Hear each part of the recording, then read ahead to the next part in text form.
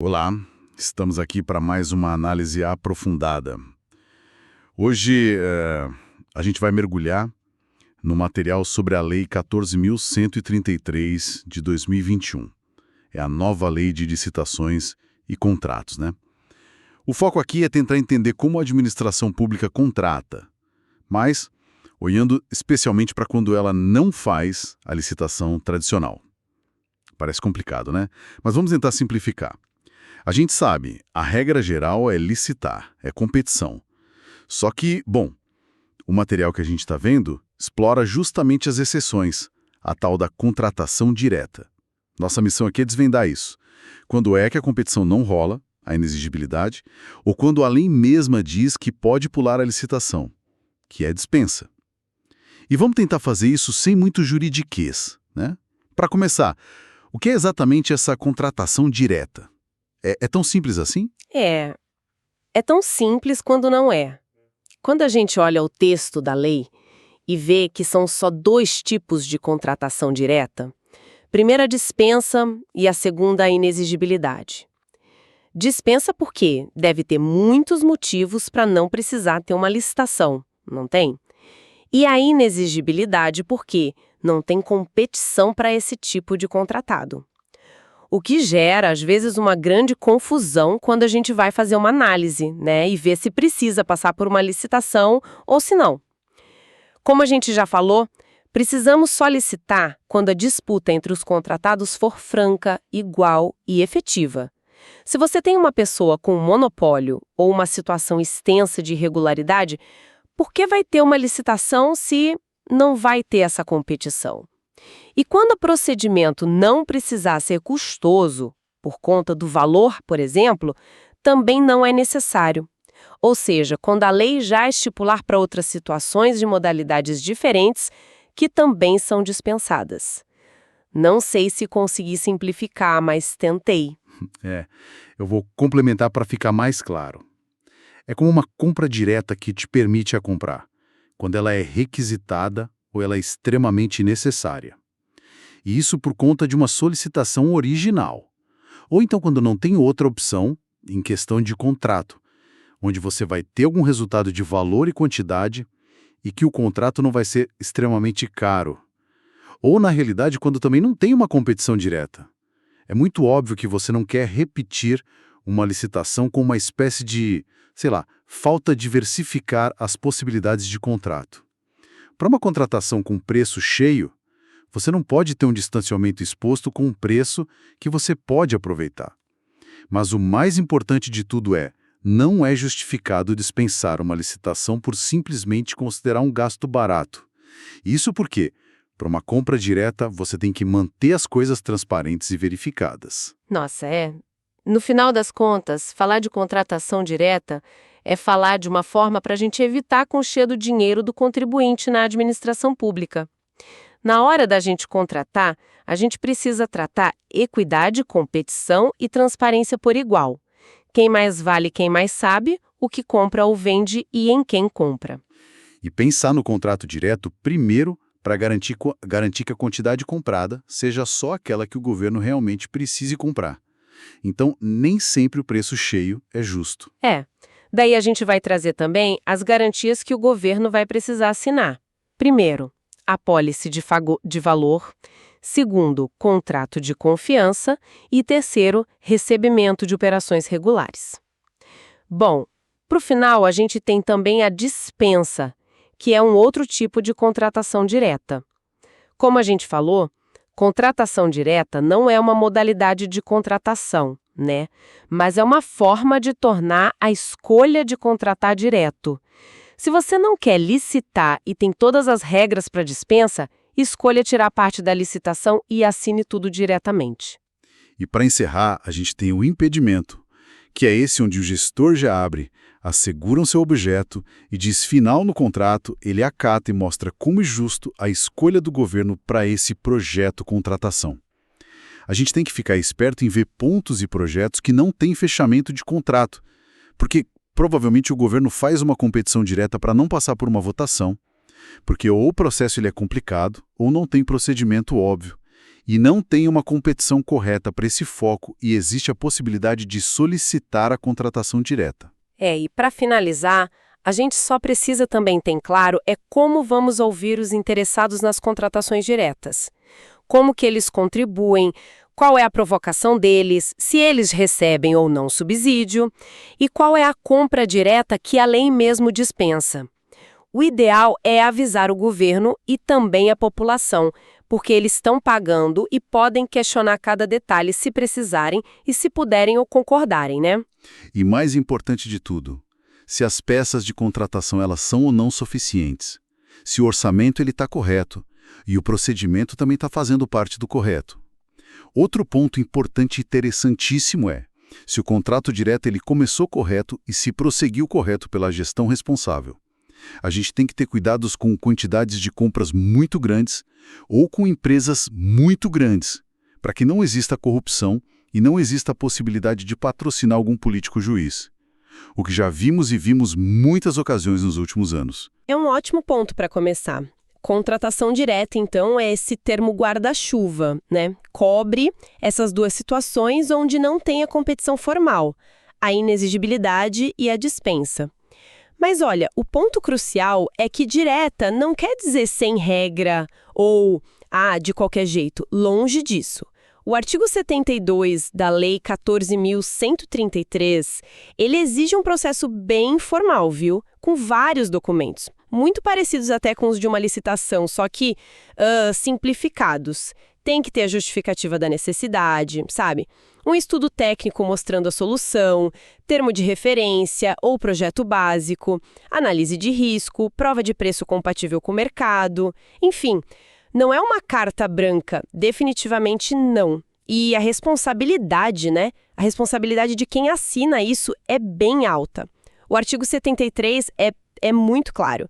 Se a contratação direta for feita de forma errada, indevida, e ficar provado que teve má-fé, fraude ou um erro, assim, muito grave do agente público, puntos pelo prejuízo para o erário, sabe? Além de outras sanções. Ou seja, mesmo sendo exceção, tem formalidade e tem o risco da responsabilização ali presente. Entendi. Então, mesmo sem a licitação formal, tem todo um processo por trás com responsabilidade.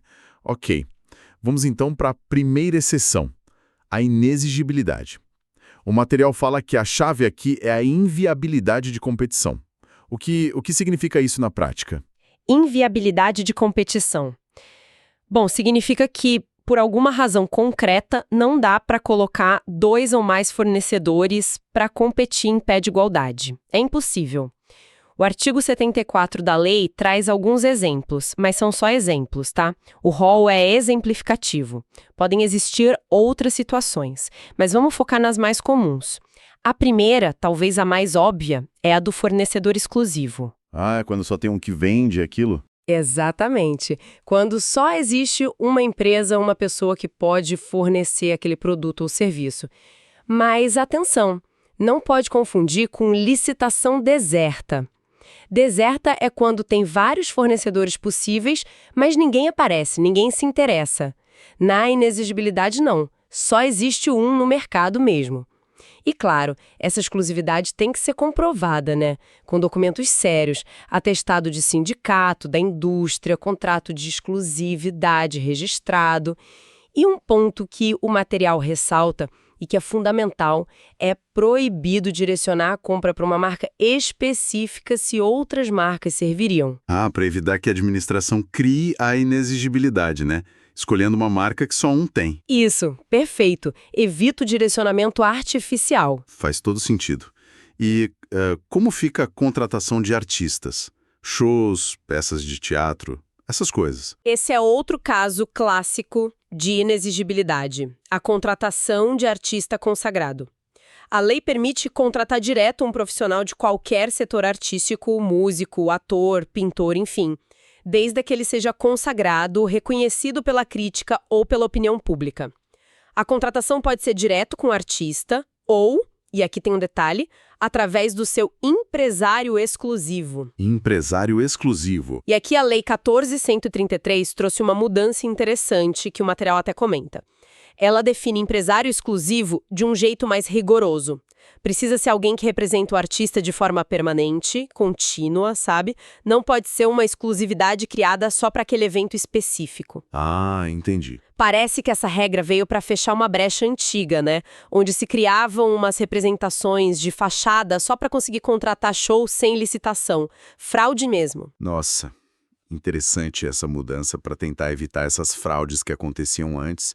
E quando o serviço não é artístico, mas exige um conhecimento muito, muito específico. Um super especialista. Aí a gente entra nos serviços técnicos especializados, de natureza predominantemente intelectual. Então, lá no inciso 3 do artigo 74. Pensa, tipo, pareceres jurídicos muito complexos, projetos de restauração de patrimônio histórico, auditorias bem específicas, fiscalização de contratos gigantescos. Para contratar direto nesses casos, precisa de 2 requisitos juntos. O serviço tem que ser dessa natureza intelectual especializada e o profissional ou empresa tem que ter notória especialização.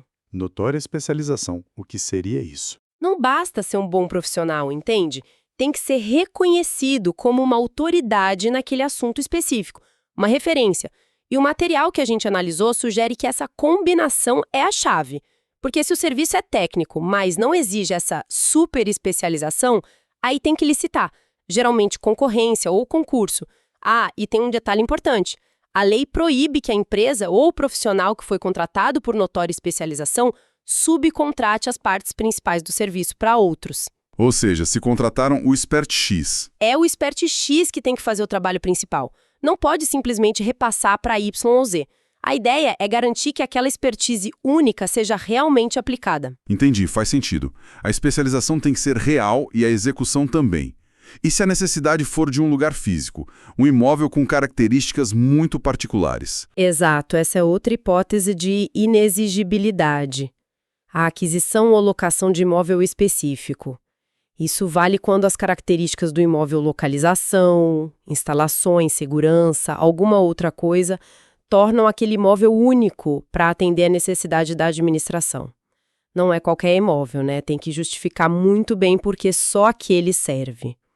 O processo exige avaliação prévia do valor, tem que checar se não tem outro imóvel público que poderia ser usado e demonstrar essa singularidade e a vantagem da escolha. Tipo, sei lá, alugar um galpão específico do lado do porto para a Receita Federal por causa da logística. Perfeito, um ótimo exemplo. A localização e as características únicas justificariam a inexigibilidade.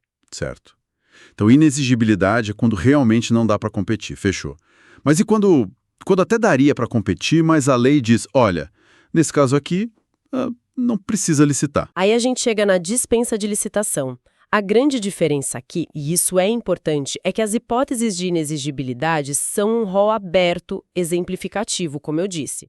Já as de dispensa são taxativas, ou seja, só valem as situações que estão escritas lá na lei, no artigo 75 principalmente.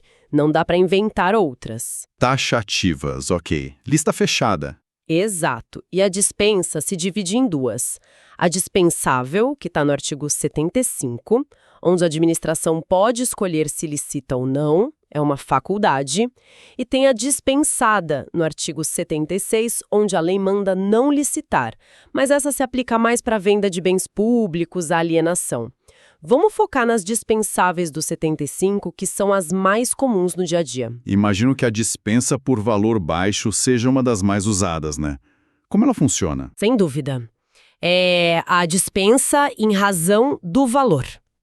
A lógica é bem simples, na verdade. Para contratinhos de valor muito pequeno, o custo de fazer a licitação inteira, toda a burocracia, pode acabar sendo maior que o próprio valor do contrato, ou maior que o benefício que a competição traria. A Lei 14.133 trouxe uns limites iniciais, algo abaixo de R$100 mil para obras, serviços de engenharia e manutenção de veículos, e abaixo de R$50 mil para compras e outros serviços. Esses valores são fixos? Não. É importante dizer, esses valores são atualizados todo ano, por decreto, para corrigir pela inflação, né? Mas a referência na lei são esses patamares aí. E esses limites podem dobrar se a contratação for feita por um consórcio público ou por uma agência executiva. Mas o ponto crucial, que o material até enfatiza bastante, é como evitar o tal do fracionamento de despesa. Ah, sim. Impedir que alguém pegue um contrato grande e quebre em vários pequenos para fugir da licitação? Exatamente. Para evitar isso, a lei manda somar todos os gastos feitos no mesmo ano, no exercício financeiro, pela mesma unidade administrativa, a Secretaria X, o Departamento Y, e para o mesmo tipo de objeto. Por exemplo, todas as compras de canetas, papéis, etc., daquela unidade naquele ano. Se a soma passar do limite de R$50 mil, tem que licitar o resto. Entendi. E mesmo sendo dispensa, tem algum procedimento? Tem. Não é totalmente informal. A lei recomenda divulgar a intenção de compra em um site oficial por uns 3 dias úteis. Para quê? Para ver se aparecem outras propostas, né? Dar uma chance para o mercado. E também usar, preferencialmente, o cartão de pagamento do governo, o cartão corporativo que dá mais transparência para o gasto. Essa questão do fracionamento é sempre delicada mesmo. E aquelas situações de urgência, emergência, calamidade pública. A dispensa nesses casos não vira uma porta aberta para abusos? É sempre um risco, né? É um ponto sensível e a lei tenta colocar algumas travas. A dispensa por emergência ou calamidade, que está lá no artigo 75, inciso 8, ela é permitida sim, mas com condições bem restritas. Primeiro, a urgência tem que ser real, comprovada, tem que ter risco de prejuízo sério, ou risco para a segurança ou para os serviços essenciais. Não é qualquer pressa.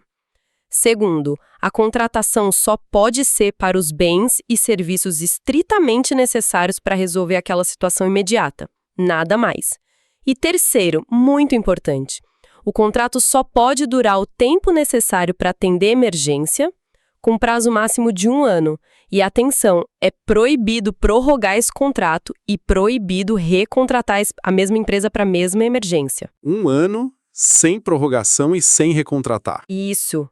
O Supremo Tribunal Federal, inclusive, já confirmou que essa proibição de recontratar é constitucional. A ideia é, resolve a urgência pontual e depois faz a licitação normal, como tem que ser. A lei também tenta lidar com a tal da emergência fabricada. Aquela que acontece por culpa da própria administração? Por falta de planejamento? Exatamente. Aquela que acontece por inércia, por demora. Nesses casos, para não deixar o serviço público parar de vez, imagina ficar sem merenda escolar porque a licitação atrasou demais. A lei até permite a dispensa para garantir a continuidade. Mas aí tem contrapartidas. O preço tem que ser de mercado, a administração tem que correr para fazer a licitação definitiva o quanto antes e, ponto crucial, tem que abrir um processo para apurar a responsabilidade de quem deixou a coisa chegar naquele ponto. E aí fica a dúvida, né? Que o material até levanta. Será que essa apuração de responsabilidade acontece mesmo? Com o rigor que precisa para coibir essa prática? É um debate constante. É uma tensão complicada entre garantir a continuidade do serviço e o risco do mau planejamento virar desculpa para não licitar. Além do valor baixo e da emergência, que outras dispensas o material destaca? Tem muitas. Olha, o artigo 75 é bem extenso, mas a gente pode agrupar algumas situações interessantes. Tem dispensas que são ligadas ao objeto que está sendo contratado. Por exemplo, comprar peça original de um equipamento que está na garantia, se isso for condição para manter a garantia, sabe? Contratar certos produtos para pesquisa e desenvolvimento até um limite de valor, comprar hortifruti, pão, essas coisas, enquanto a licitação principal não sai. Adquirir materiais de uso exclusivo das Forças Armadas ou medicamentos para doenças raras que são definidos pelo Ministério da Saúde. Entendi, coisas bem específicas. Isso! E tem também dispensas ligadas a quem está sendo contratado. Por exemplo, contratar um outro órgão público que foi criado especificamente para aquele fim, fazer contratos com associações de pessoas com deficiência, mas tem que ser sem fins lucrativos e empregar só pessoas com deficiência, ou contratar instituições de pesquisa e ensino que sejam renomadas. E tem os casos mais recentes, tipo contratar ONGs para construir cisterna lá no semiárido ou para gerir o programa Cozinha Solidária. São muitas hipóteses mesmo, cada uma com suas regrinhas e justificativas. Realmente é uma lista grande. Agora, mudando um pouco de foco. E quando a administração não quer comprar, mas quer vender algo dela? Um prédio velho, um carro usado, precisa sempre de leilão? Então, a regra geral para vender bens públicos, o nome técnico é alienação, é sim fazer licitação. O artigo 76 da lei diz que precisa ter interesse público, justificado, claro, precisa de uma avaliação prévia para saber quanto vale o bem e a licitação tem que ser na modalidade leilão. Ganha quem der o maior lance. Leilão é a regra. For um imóvel, geralmente precisa também de autorização do Legislativo, da Câmara de Vereadores ou da Assembleia Legislativa, por exemplo. Mas, como quase tudo no direito, existem exceções. Situações específicas onde a licitação é dispensada, ou seja, a lei manda não licitar e fazer a venda ou a transferência de outro jeito. São os casos listados lá no próprio artigo 76.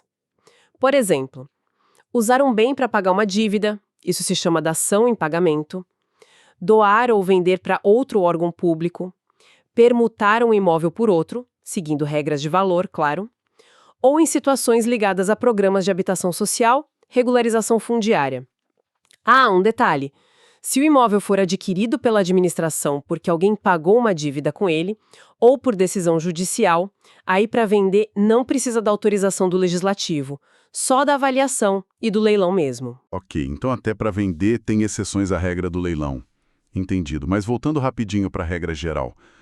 Quando a licitação acontece, o material comentou que a Lei 14.133 trouxe uma mudança importante na ordem das fases, né? Como é isso? Exato, trouxe sim. O artigo 17 define as fases do processo.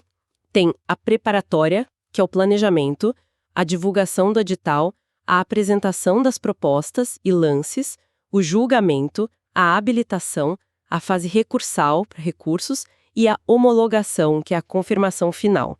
A grande mudança, que na verdade já vinha do pregão e do RDC, é a tal da inversão de fases como regra geral. Inversão de fases. Primeiro se julga a proposta, o preço, a técnica, e só depois se vai conferir os documentos de habilitação da empresa que ganhou. Antes era o contrário, checava a papelada de todo mundo primeiro. Exatamente. Antes checava a papelada de todo mundo que participava, o que deixava o processo bem mais lento e burocrático. Imagina analisar documentos de 10, 20 empresas para no final só uma ganhar. A lei ainda permite fazer do jeito antigo, habilitar primeiro, mas tem que ter uma justificativa muito boa no edital.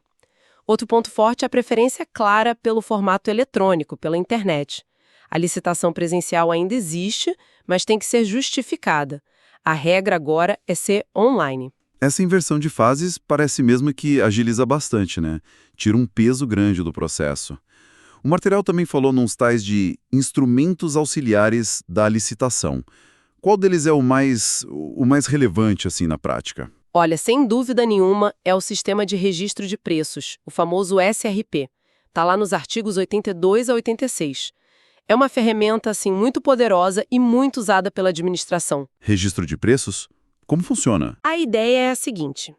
A administração faz uma licitação normal, geralmente um pregão ou uma concorrência, buscando menor preço ou maior desconto.